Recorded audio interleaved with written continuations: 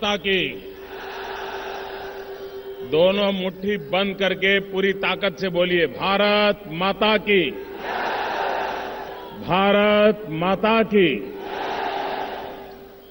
मंच पर विराजमान केंद्र में मंत्रिपरिषद के हमारे वरिष्ठ साथी और भारत के गृह मंत्री श्रीमान राजनाथ सिंह जी, भारतीय जनता पार्टी के प्रदेश राष्ट्रीय उपाध्यक्ष श्रीमान ओम माथुर जी, उत्तर प्रदेश भारतीय जनता पार्टी के हमारे नौजवान अध्यक्ष श्रीमान केशव प्रसाद मौर्य, उत्तराखंड भाजपा के प्रदेश अध्यक्ष श्रीमान अजय भट्ट, हरियाणा भाजपा के प्रदेश अध्यक्ष श्रीमान सुभाष बरला, सहारनपुर के सांसद श्रीमान राघव लखनपाल जी, केंद्र में मंत्रिपरिषद के मेरे साथी श्रीमान संजीव बालियान जी, मंच पर विराजमान सभी आदरणीय सांसद, सभी आदरणीय नेतागण और विशाल संख्या में पधारे हुए मेरे प्यारे भाइयों और बहनों,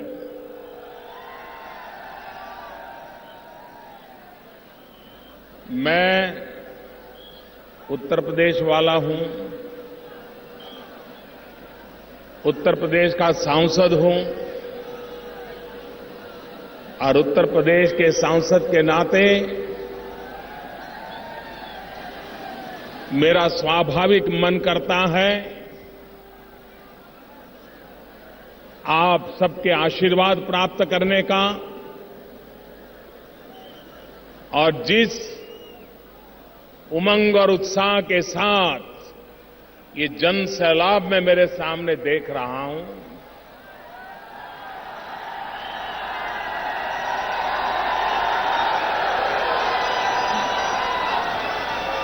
मैं सबसे पहले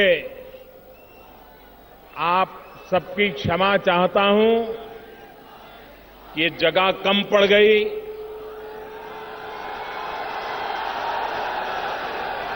जितने अंदर है उससे भी ज्यादा बाहर धूप में तप रहे हैं। ऐसी चमचमाती धूप में भी आप मुझे आशीर्वाद देने आए, ये मेरा सौभाग्य है। मैं आपका बहुत बहुत फिर से आभार व्यक्त करता हूं।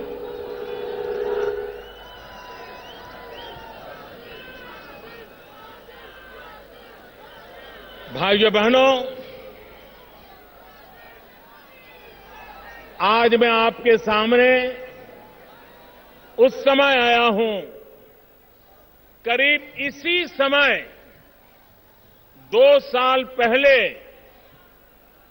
दिल्ली के राष्ट्रपति भवन के प्रांगण में हम सब शपथ ले रहे थे।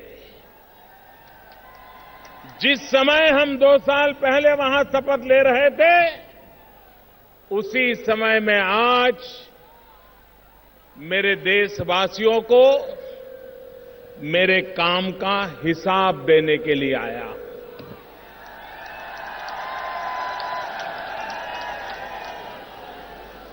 मैंने लाल किले से कहा था, प्रधानमंत्री ये व्यवस्था है, लेकिन प्रधान सेवक ये मेरा दायित्व है, ये मेरी जिम्मेवारी है और मैं एक प्रधान सेवक के रूप में 125 करोड़ देशवासियों की सेवा करने का निरंतर प्रयास करता रहा हूं। मेरे प्यारे देशवासियों,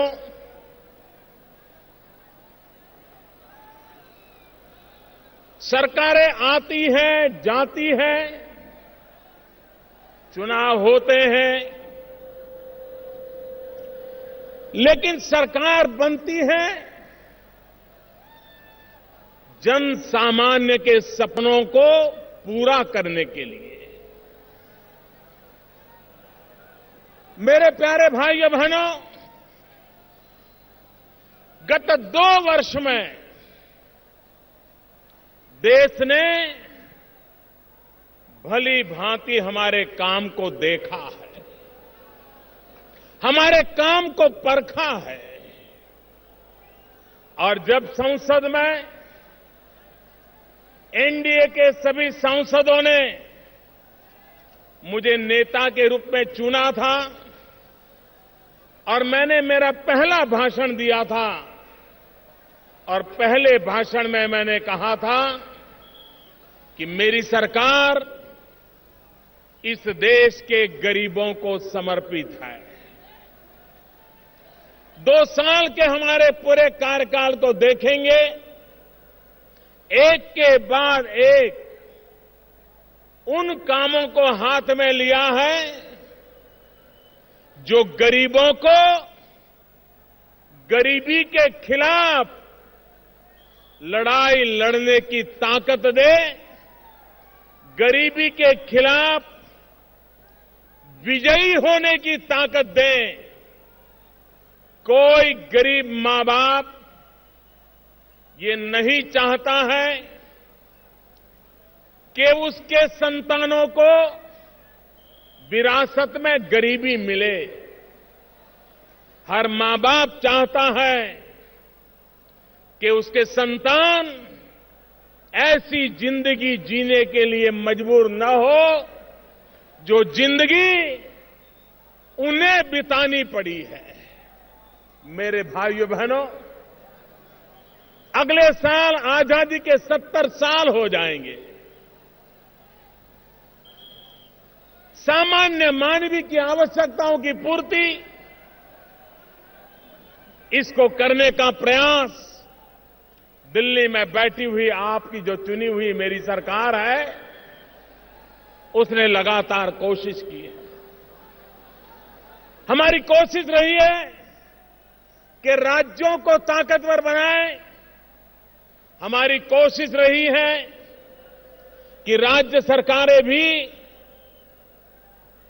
जनता जनार्दन की भलाई के लिए काम करें।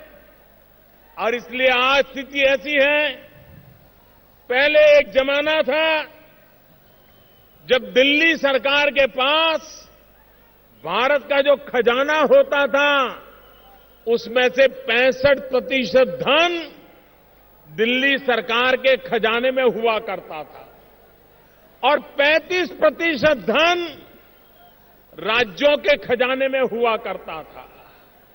मैं भी राज्य का मुख्यमंत्री लंबे अरसे तक रहा हूं। मैं राज्यों की तकलीफों को जानता था और इसलिए हमने आकर के सबसे बड़ा निर्णय किया। अब दिल्ली के सरकार के खजाने में 35% रुपया रहेगा और 65% रुपया राज्यों के खजाने में रहेगा। ये बहुत बड़ा निर्णय,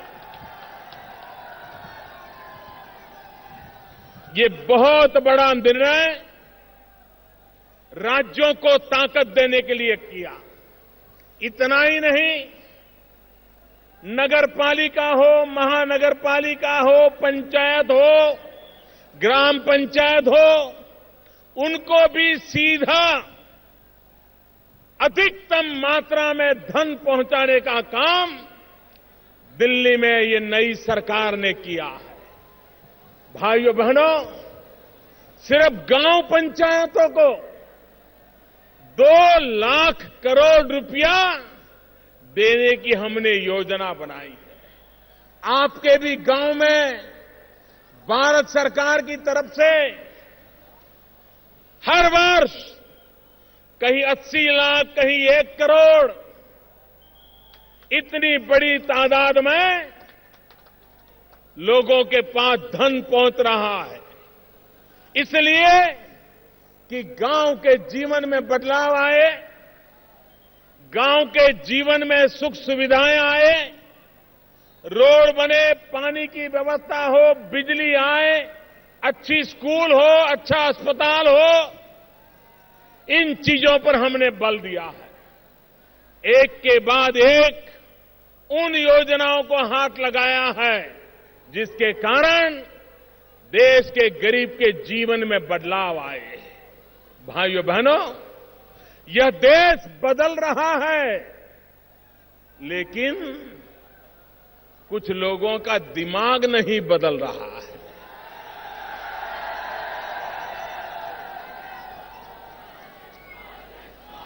भाइयों बहनों,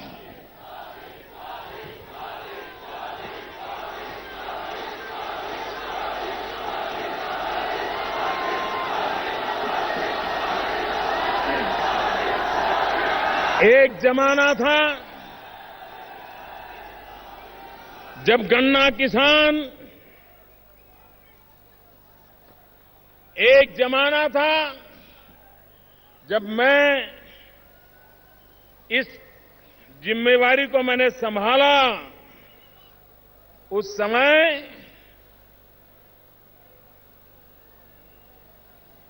14,000 करोड़ रुपया गन्ना किसानों का बकाया था। न शुगर मिल को गन्ना किसानों की चिंता थी, न राज्य सरकारों को चिंता थी। गन्ना किसानों को हमेशा ताकत मिले, ऐसी योजना बनाने के लिए पहले कभी किसी सरकार को चिंता नहीं थी। वो टुकड़े फेंकते थे, समय निकालते थे और किसान बेचारा उनके इंतजार में रहता था कि चलो इस बार शुगर मिल का कुछ अच्छा हो जाएगा तो भुगतान हो जाएगी। लेकिन स्थायी रूप से उस समस्या का समाधान करने के लिए प्रयास नहीं होता था। भाइयों बहनों, हमने कोशिश की कि गन्ना किसानों को उनकी भुगतान के पैसे समय से मिले, और आज मैं कह सकता हूं बहुत बड़ी मात्रा में ये पुरानी भुगतान का काम हमने अलग अलग योजनाओं के द्वारा करवाया। अब कोई 700-800 करोड़ रुपया अभी भी भुगतान का बाकी है। मैं राज्य सरकार को आग्रह करता हूं और मैं शुगर मिलों को चेतावनी देता हूं,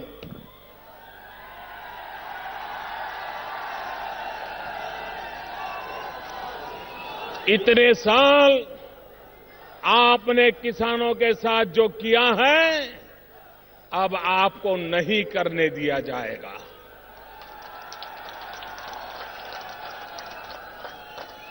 सरकार ने ऐसी नीतियां बनाई हैं कि आप अगर ईमानदारी से शुगर मिल को चलाएं तो गन्ना किसानों का कोई भुगतान बाकी रहने की जरूरत नहीं है।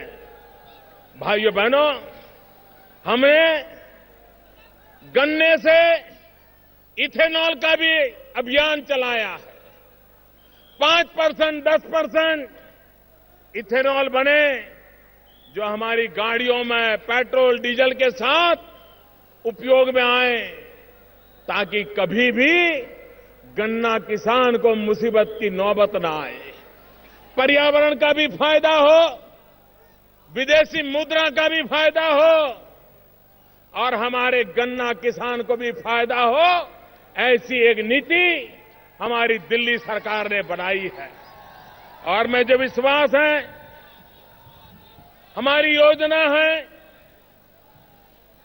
कि 2022 जब हिंदुस्तान की आजादी को 75 साल होंगे, देश के लिए मर मिटने वाले शहीदों का स्मरण करते हुए हमने संकल्प किया है उनको कैसा हिंदुस्तान देना।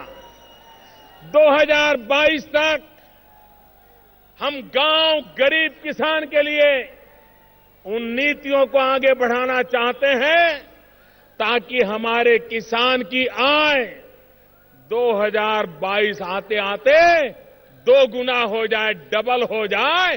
ये काम हमने तय किया और ये सिर्फ नारा नहीं है मेरे भाइयों बहनों। हमने पहला काम उठाया है। इस धरती मां की चिंता करना। हमारी जमीन बर्बाद हो चुकी है। वैज्ञानिक तरीके से जमीन का रख रखाव जरूरी है और इसलिए हमने सॉइल हेल्थ कार्ड की योजना के द्वारा देश के करोड़ों करोड़ों किसानों को सॉइल हेल्थ कार्ड देने का अभियान चलाया है। इससे किसान को पता चलेगा कि उसकी जमीन में क्या अच्छाई है, उसकी जमीन में क्या कमी है, उसकी जमीन में क्या बुराई है और क्या करे, कौन सी दवाई का उपयोग करे, कौन से खाद का उपयोग करे, कौन सी फसल उगबोए ताकि उसकी जमीन भी बचे और किसान को अच्छी फसल भी मिले। उस पर हमने काम आगे बढ़ाया है। हमने एक बड़ा सपना देखा है। प्रधानमंत्री कृषि सिंचाई योजना के द्वारा हमारे देश का किसान है, अगर उसको पानी मिल जाए तो वो मिट्टी में से भी सोना पैदा कर सकता है। मिट्टी में से सोना। देश के किसानों को पानी मिले। अभी मैंने जिन राज्यों में पानी का संकट है उन राज्य के मुख्यमंत्रियों के साथ घंटों तक बातचीत की और एक एक जिले का किसान के खेत तक पानी कैसे पहुंचे उसकी योजना बनाने की दिशा में आगे बढ़ रहा हूं। लेकिन मेरा सभी से आग्रह है, देशवासियों से आग्रह है कि हम इस बारिश में जितना पानी बचा सकते हैं बचाएं। खेत का पानी खेत में रहे, गांव का पानी गांव में रहे और अगर हमारे पानी के स्तर ऊपर आते हैं तो हमारे किसान को कोई भी प्राकृतिक संकट से जूझने की एक नई ताकत मिलती है। हमने आपदा के समय किसानों को जो राहत मिलती थी उसमें बहुत बड़ा परिवर्तन किया। पहले अगर आधी फसल खराब होती थी तो उसको मुआवजा देने का हकदार माना जाता था। हमने नियम बदल दिया, किसानों के आग्रह पर बदल दिया। अब पूरे खेत में 1/3 नुकसान होगा तो भी किसान को मुआवजा दिया जाएगा। ये निर्णय हमने किया। पहली बार देश में किसानों के लिए प्रधानमंत्री फसल बीमा योजना हम लाए हैं। पहली बार ऐसी प्रधानमंत्री फसल बीमा योजना है कि अगर किसान प्राकृतिक आपदा के कारण बुवाई भी अगर नहीं कर पाया तो भी उसको फसल का बीमा मिलेगा। ऐसा पहली बार हुआ है। हम ऐसी फसल बीमा योजना लाए हैं कि किसान खेत के अंदर अपनी फसल काट करके रखी हो, अब बस उसको बाजार ले जाना है, मंडी ले जाना है, वो ट्रैक्टर का इंतजार कर रहा है और ऐसे समय अगर भयंकर प्राकृतिक आपदा आ गई और बनी बनाई फसल बर्बाद हो गई तो भी उसको बीमा मिलेगा। ऐसी व्यवस्था फसल बीमा योजना में की। मेरे भाइयों बहनों, आप 2 साल पहले के जरा अखबार याद कर लीजिए, टीवी याद कर लीजिए, चौराहे पर जो बातें होती थी याद कर लीजिए। आए दिन एक नए भ्रष्टाचार की खबर आया करती थी। बड़े बड़े लोग भ्रष्टाचार में डूबे हुए हैं उसकी चर्चा आया करती थी। भाइयों बहनों, देश का कितना रुपया लूट लिया गया है। मैं आज जब सरकार में बैठा हूं, एक एक चीज को देखता हूं तो मैं चौंक जाता हूं कि क्या लोगों को कुर्सी पर जनता जनार्दन के पैसे लूटने के लिए बिठाया जाता है। भाइयों बहनों, मैंने ये लूट बंद कराने के लिए बीड़ा उठाया है। 2 साल हो गए। मेरे प्यारे भाइयों बहनों, यह उत्तर प्रदेश का सांसद आज सर झुका करके अपना हिसाब देते समय मेरे उत्तर प्रदेश वासियों, मैं आपसे पूछना चाहता हूं, क्या कभी भी 2 साल में आपने कोई खबर ऐसी सुनी है कि जिसमें मोदी सरकार ने 1 रुपया खाया हो? पूरी ताकत से बताओ भाइयों। हमारे विरोधियों ने भी कोई आरोप लगाया है? किसी अखबार में छपा है? किसी टीवी ने दिखाया है? आपको किसी ने सुनाया है? भाइयों बहनों, 2 साल पहले किसी की हिम्मत नहीं थी कि लाखों लोगों के बीच खड़ा होकर के अपने हिसाब दे सके और जनता से पूछ सके। भाइयों बहनों,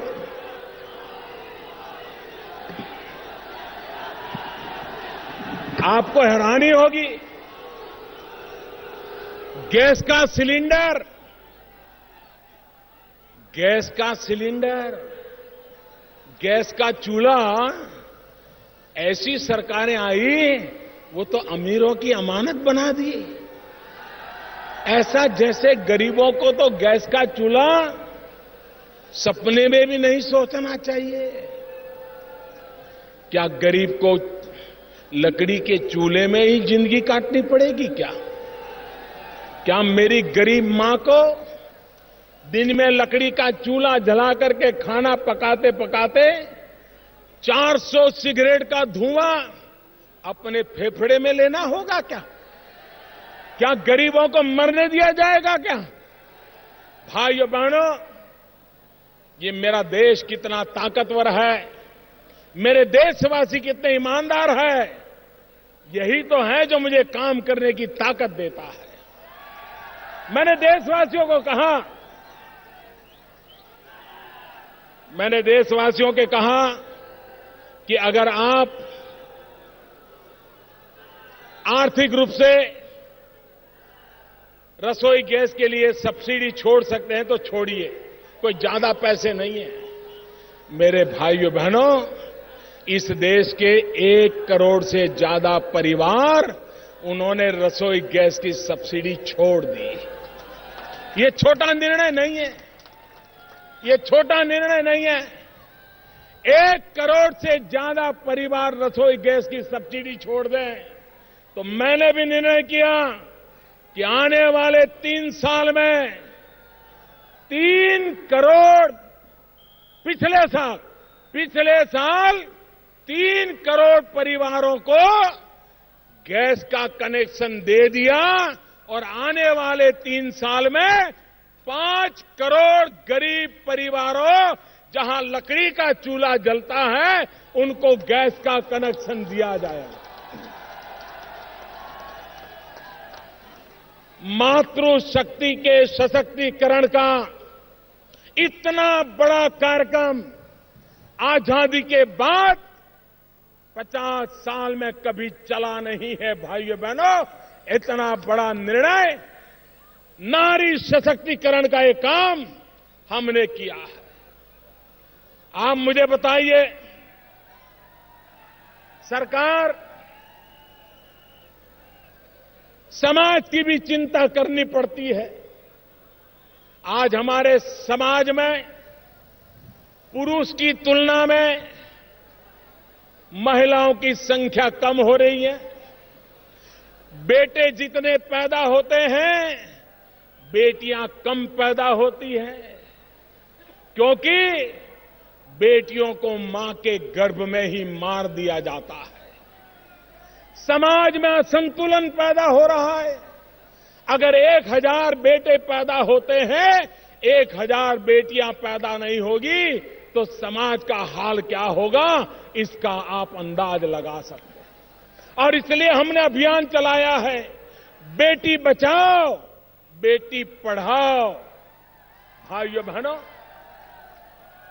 हमारे देश में एक फैशन हो गई है, हर योजना जातियों से जोड़ दी जाए, हर योजना संप्रदाय से जोड़ दी जाए, हर योजना वोट बैंक के बनाने के लिए बनाई जाए। भाइयों बहनों, मेरे लिए तो 125 करोड़ देशवासी यही मेरा परिवार है। न जात है, न पात है, न पंथ है, न संप्रदाय है। सभी 125 करोड़ देशवासियों की भलाई के लिए हमने योजनाओं पर बल दिया है।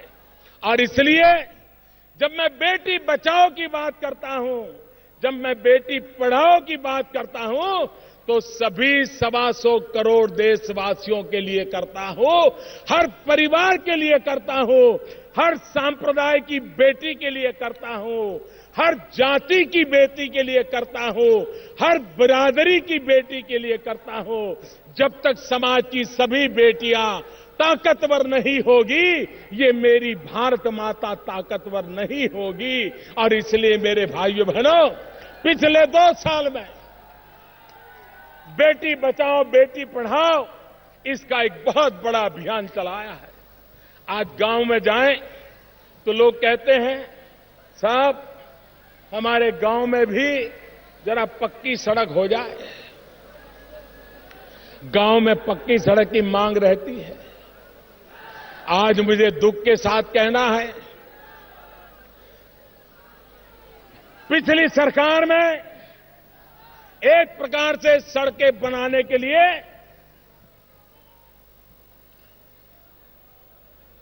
जमीन पर सड़क नहीं नजर आती थी।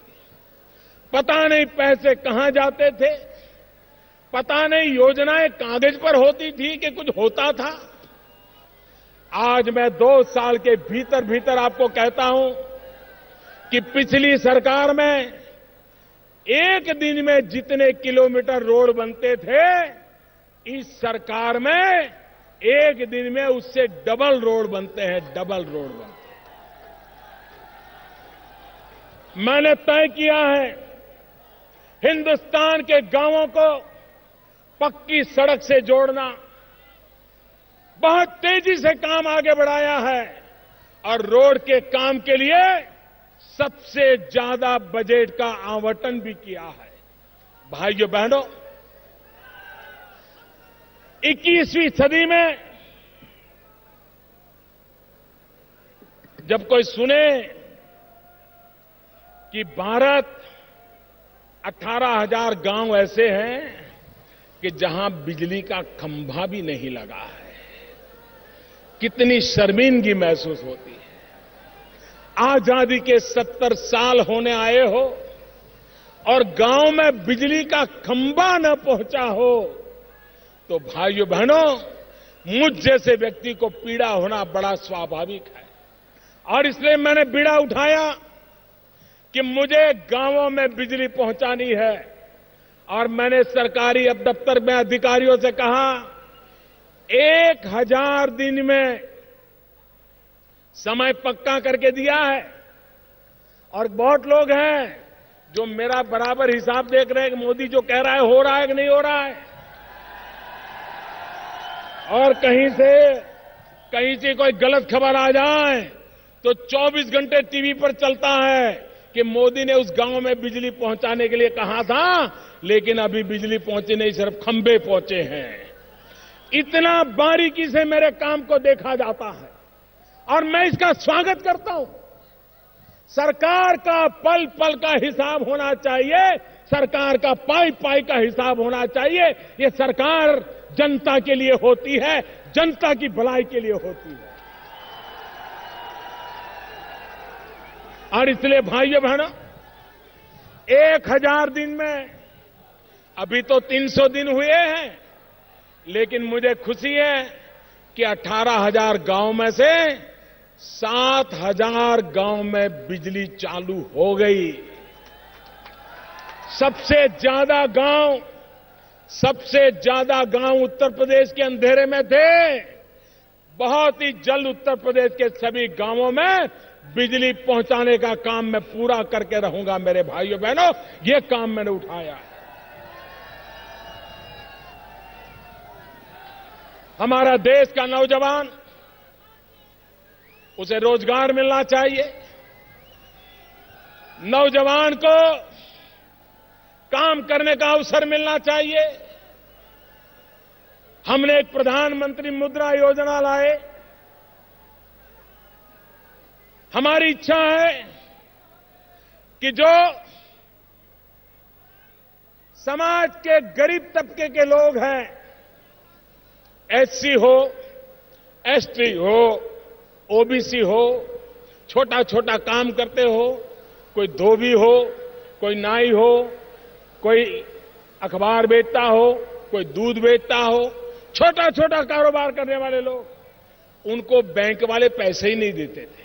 बेचारों ने बैंक कभी देखी नहीं थी और बैंक में जाएं तो ऐसे नियम बताते थे कि वो बेचारा पैसे ले ही नहीं पाता था। ये बैंक गरीबों के काम आनी चाहिए कि नहीं आनी चाहिए भाइयों? ये बैंक गरीबों के काम आनी चाहिए कि नहीं आनी चाहिए?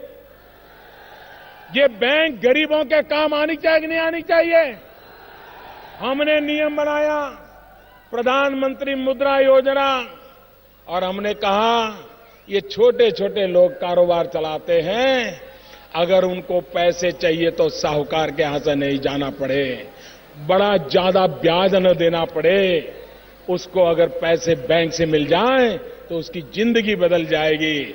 और भाइयों बहनों, मुझे खुशी है, योजना शुरू की इस वर्ष अब तक करीब करीब 3.25 करोड़ परिवारों को 1.25 लाख करोड़ से ज्यादा पैसे उनको दे दिए गए, बिना गारंटी दे दिए गए, और उनको कहा आप साहूकार से मुक्त हो जाइए, अपने कारोबार को बढ़ाइए और एक आध दो नौजवान को रोजगार भी दे दीजिए। गरीब की ताकत कैसे बढ़ाई जाती है, ये हमने करके दिखाया है। हम प्रधानमंत्री जनधन योजना लाए। प्रधानमंत्री जनधन योजना से हमने गरीब से गरीब व्यक्ति को बैंक के खाते से जोड़ दिया और उसको रुपए कार्ड दिया। रुपए कार्ड, ये रुपए कार्ड की ताकत ये है कि गरीब के परिवार में अगर कोई अकस्मात हो गया, कोई मुसीबत आ गई, तो 2 लाख रुपए का बीमा उसको तुरंत मिल जाएगा। 2 लाख रुपए का बीमा मिल जाएगा। भाई, गरीब ने कभी सोचा था कि उसके परिवार में मुसीबत आए? भाइयों बहनों, मैं एक स्वच्छता का अभियान चलाता हूं और मैं देशवासियों का आभारी हूं, मीडिया का आभारी हूं, सामाजिक संस्थाओं का आभारी हूं और खास करके युवा पीढ़ी का आभारी हूं। उन्होंने स्वच्छता के अभियान को अपना कार्यक्रम बना लिया है। चारों तरफ घर में जाओ तो छोटा बच्चा भी अगर कोई कूड़ा कचरा फेंकता है तो टोकता है, देखिए मोदी जी ने कहा है कचरा यहां मत फेंको। ये स्वच्छता का अभियान किसके लिए है? ये स्वच्छता का अभियान अमीरों के लिए नहीं है। ये स्वच्छता का अभियान गरीबों के लिए है, ताकि गरीब बीमार होता है तो 2-4 दिन बीमार रहा है तो उसका रोजगार बंद हो जाता है। अगर गंदगी है और बीमारी आती है तो गरीब परिवार को साल में एक एक व्यक्ति के पीछे औसत 7,000 रुपए का खर्चा होता है। अगर स्वच्छता होगी तो मेरे गरीब को हम बीमारी से बचा सकते हैं। मैंने डॉक्टरों से प्रार्थना की है, प्राइवेट डॉक्टरों से प्रार्थना की है, और मैं आज दोबारा दोहराना चाहता हूं, यहां भी जो डॉक्टर मित्र हैं, एमएलए एमपी हैं, वो अपने इलाके में डॉक्टरों को समझाएं। क्या मेरे डॉक्टर मित्र एक काम कर सकते हैं क्या? हर महीने 9 तारीख को, हर महीने की 9 तारीख कोई भी गरीब प्रसूता माता अगर उनके यहां आती है तो मुफ्त में उसका देखभाल करेंगे, उसकी जांच करेंगे, दवाइयां देंगे। हमारी गरीब माताएं प्रसूति के समय कभी कभी अकाल मृत्यु हो जाती है। अगर हमारे डॉक्टर 12 महीने में 12 दिन दे दें, हर महीने की 9 तारीख कोई डॉक्टर को ज्यादा नुकसान नहीं होगा।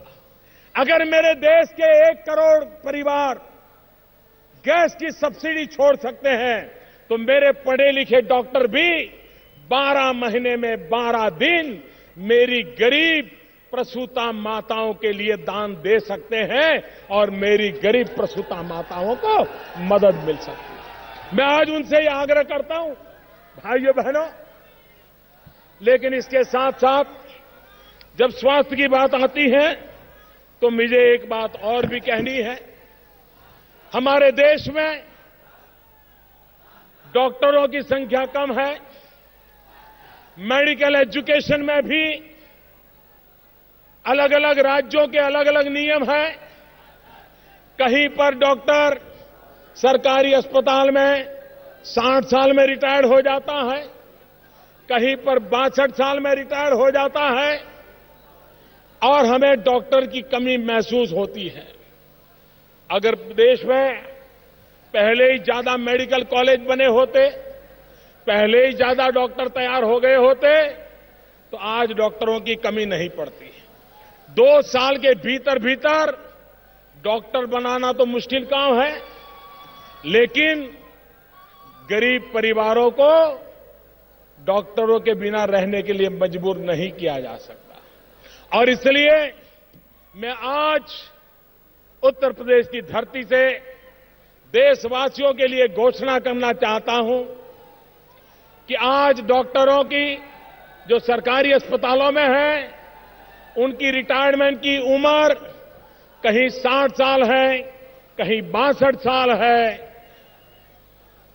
इसी सप्ताह हमारी सरकार की कैबिनेट निर्णय करेगी और उसके बाद अब डॉक्टरों की रिटायर होने की एज 60-62 के बजाय राज्य हो या भारत सरकार हो सबके लिए 65 उम्र कर दी जाएगी, 65 कर दी जाएगी, ताकि हमारे डॉक्टरों की सेवा अधिक समय तक शिक्षा के लिए सरकारी अस्पतालों के मिलते रहे। और जब तक नए डॉक्टर तैयार होते हैं, नई कॉलेज तैयार होती है, जिसका काम भी बड़ी तेजी से चल रहा है, इस काम को भी हम आगे बढ़ाना चाहते हैं। मेरे प्यारे देशवासियों, विकास की दिशा में आज पूरा विश्व कह रहा है, अगर दुनिया में तेज गति से विकास करने वाला कोई देश है तो देश का नाम हिंदुस्तान है। मेरे भाइयों बहनों, हिंदुस्तान। 2 साल पहले लोग कहते थे अब हिंदुस्तान डूब गया, हिंदुस्तान खड़ा नहीं हो सकता है, अब हिंदुस्तान के दिन इतने खराब हैं कि हिंदुस्तान की स्थिति बदल नहीं सकती। 2 साल पहले निराशा का माहौल था, आज उत्साह का माहौल है। 2 साल पहले परेशानियों का माहौल था, आज आगे बढ़ने का माहौल है। देश आगे बढ़ना चाहता है, नौजवान विकास चाहते हैं और इसलिए भाइयों बहनों, हमारे देश की समस्याओं का अगर कोई भी समाधान करना है तो समाधान एक ही बात से होने वाला है और वो समाधान होने वाला है विकास के माध्यम से। विकास ही हमारी सारी समस्याओं का समाधान है। बाकी जितनी बातें कोई करता है वो सिर्फ चुनाव के लिए करता है, वोट बैंक के लिए करता है। विकास ही है जो आपको ताकतवर बनाता है, आपको कभी किसी के पास हाथ फैलाने के लिए मजबूर नहीं होने देता है। और इसलिए मेरे भाइयों बहनों, हम इस विकास पर्व पर मेरी सरकार के सारे मंत्री हिंदुस्तान के कोने कोने में जाने वाले हैं और जनता जनार्दन को मिलकर के हमारे काम का हिसाब देने वाले हैं। और जनता को भी हम भरोसा होगा कि एक ऐसी सरकार जिसकी नीयत साफ है, जिसकी नीति साफ स्पष्ट है और जिसके दिल में हिंदुस्तान का कल्याण, हिंदुस्तान की भलाई, गरीबों की जिंदगी में बदलाव, गांव, गरीब, किसान, दलित, पीड़ित, शोषित, वंचित, आदिवासी, यही मेरे भाई बहन माताएं, बहनें, उन सबका कल्याण करना, इसी एक मकसद को लेकर के हम चल रहे हैं। मैं आप सबसे आग्रह करता हूं कि आप भी इस विकास यात्रा में भागीदार बने। हम सब मिलकर के देश को आगे बढ़ाएं। सरकार हमारे लिए क्या करेगी वो आपका हक है, आपका वो हक जायज है, लेकिन हम भी देश के लिए क्या करेंगे ये भी हमारी जिम्मेवारी है। आइए सरकार हमारे लिए काम करे, हम देश के लिए काम करें, ऐसा माहौल बनाएं और देश को नई ऊंचाइयों पर ले जाएं। मैं फिर एक बार उत्तर प्रदेश में इतनी बड़ी तादाद में आपने आशीर्वाद दिया, मैं आपका बहुत बहुत आभारी हूं। दोनों मुट्ठी बंद करके पूरी ताकत से बोलिए, भारत माता की, भारत माता की, भारत माता की। बहुत बहुत धन्यवाद।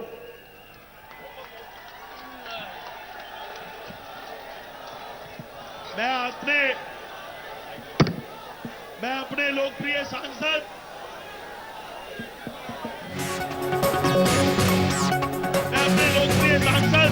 राघव अग्रवाल शर्मा जी से निवेदन करूंगा, वे सहारनपुर की मशहूर काष्ठ कला का एक स्मृति चिन्ह आदरणीय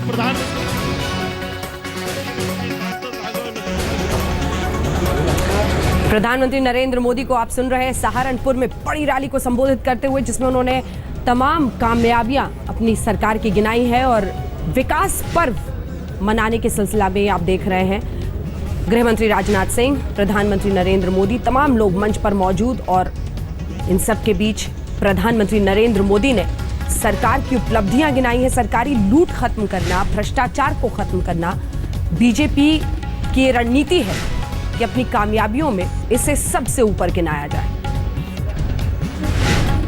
रिटायरमेंट को लेकर जो एक बड़ा ऐलान प्रधानमंत्री ने किया है वो भी आपने सुना। उम्र बढ़ाकर 65 वर्ष कर दी गई है।